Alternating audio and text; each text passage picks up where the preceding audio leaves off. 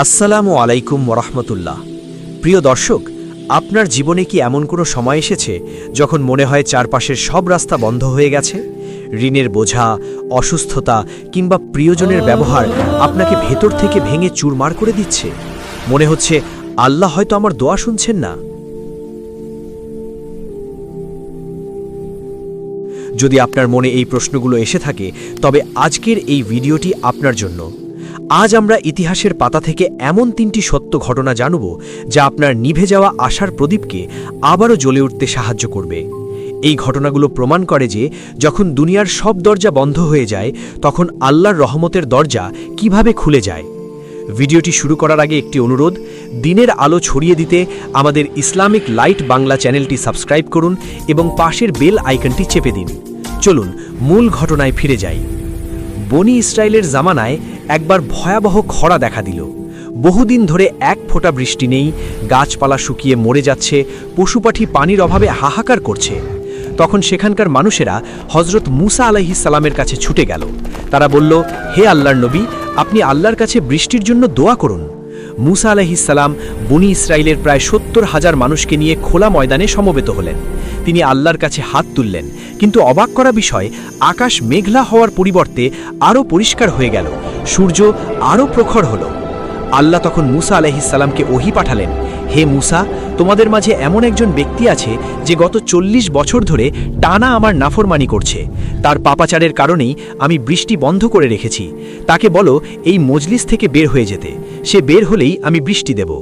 চিন্তা করুন দর্শক, 70,000 মানুষের ভিড়ে সেই একজন পাপিষ্ঠ ব্যক্তি। মুসা আলাইহিস সালাম ঘোষণা করে দিলেন, কে সেই ব্যক্তি যে 40 বছর ধরে আল্লাহর অবাধ্যতা করছো?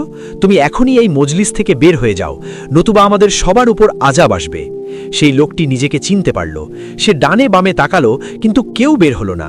সে বুঝল, যদি সে এখন বের হয় তবে সবার সামনে অপমানিত হবে, আর যদি না বের হয় তবে সবাই তৃষ্ণায় মারা যাবে। তখন সেই ব্যক্তি নিজের চাদর দিয়ে মুখ ঢেকে চোখের পানি ফেলে মনে মনে আল্লাহর সাথে কথা বলল। সে বলল, হে আল্লাহ, আমি 40 বছর ধরে তোমার নাফরমানি করেছি, আর তুমি আমাকে সুযোগ দিয়েছ। আজ যদি আমি বের হই তবে অপমানিত হব। মাবুদ, আমি এখনই খাঁটি মনে তওবা করছি, আমাকে মাফ করে দাও, আমার ইজ্জত রেখো। তার এই গোপন তওবা শেষ হতে না হতেই আকাশ কালো মেঘে ঢেকে গেল এবং অঝোর ধারায় বৃষ্টি শুরু হল। মুসা আলাইহিস সালাম অবাক হয়ে আল্লাহকে জিজ্ঞেস করলেন, হে আল্লাহ, কেউ তো বের হলো না, তবে বৃষ্টি কেন দিলে? আল্লাহ উত্তর দিলেন, হে মুসা, যার কারণে আমি বৃষ্টি বন্ধ করেছিলাম, আজ তার কারণেই আমি বৃষ্টি বর্ষণ করলাম। সুবহান আল্লাহ। প্রিয় ভাই ও বোন, এটি হলো খাঁটি তওবার শক্তি। আল্লাহ আমাদের অপমান করতে চান না, তিনি শুধু চান যেন আমরা ফিরে আসি।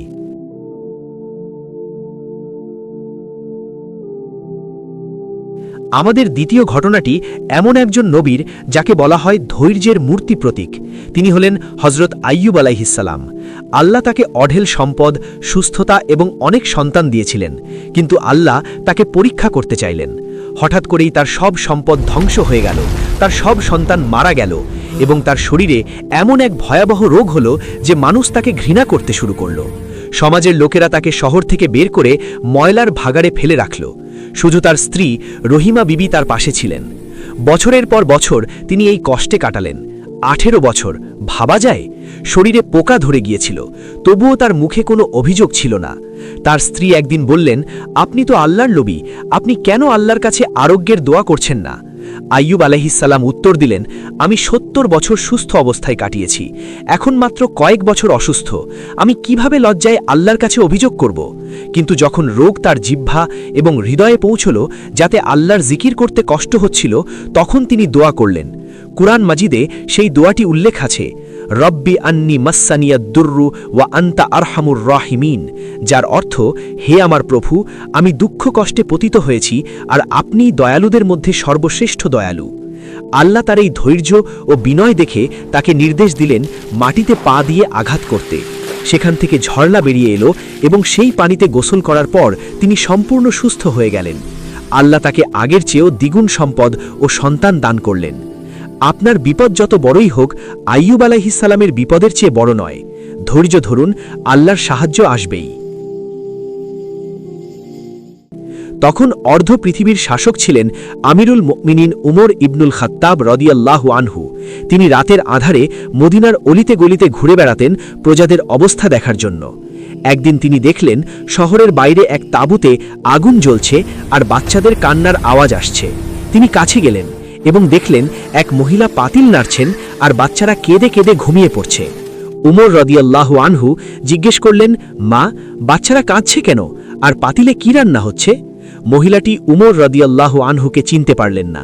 তিনি বললেন, বাচ্চারা ক্ষুধার্ত, ঘরে কোনো খাবার নেই, তাই পাতিলে শুধু পানি আর পাথর দিয়ে নাড়ছি যাতে বাচ্চারা মনে করে রান্না হচ্ছে, আর এই আশায় তারা ঘুমিয়ে পড়ে, আর আমার ও উমরের মাঝে ফয়সালা আল্লাহ করবেন। এই কথা শুনে উমর রাদিয়াল্লাহু আনহু কেঁপে উঠলেন। তিনি দৌড়ে বাইতুল মাল বা রাষ্ট্রীয় কোষাগারে গেলেন। আটার বস্তা, তেল ও খেজুর নিজের পিঠে তুলে নিলেন। তার খাদেম আসলাম বললেন, হে আমিরুল মুকমিনিন, আমি বহন করি। উমর রাদিয়াল্লাহু আনহু ধমক দিয়ে বললেন, কিয়ামতের দিন কি তুমি আমার পাপের বোঝা বহন করবে? অর্ধ পৃথিবীর শাসক নিজে বস্তা পিঠে করে সেই মহিলার তাঁবুতে নিয়ে গেলেন। নিজ হাতে রান্না করে বাচ্চাদের খাওয়ালেন। বাচ্চারা যখন হেসে খেলে ঘুমিয়ে পড়ল, তখন উমর রাদিয়াল্লাহু আনহু চোখের পানি মুছতে মুছতে ফিরলেন। দর্শক, এই ঘটনা আমাদের দায়িত্ববোধ এবং মানুষের প্রতি দয়া শেখায়। আপনি যদি দুনিয়াবাসীর ওপর দয়া করেন, আসমানওয়ালা আপনার ওপর দয়া করবেন। প্রিয় দর্শক, আজকের এই 3টি ঘটনা থেকে আমরা কি শিখলাম? 1. গোপন তওবা আল্লাহ সাথে সাথে কবুল করেন। 2. ধৈর্যের ফল সব সময় মিষ্টি হয়, যা আইয়ুব আলাইহিস সালামের জীবনে দেখেছি। 3. মানুষের সেবা করলে আল্লাহ খুশি হন।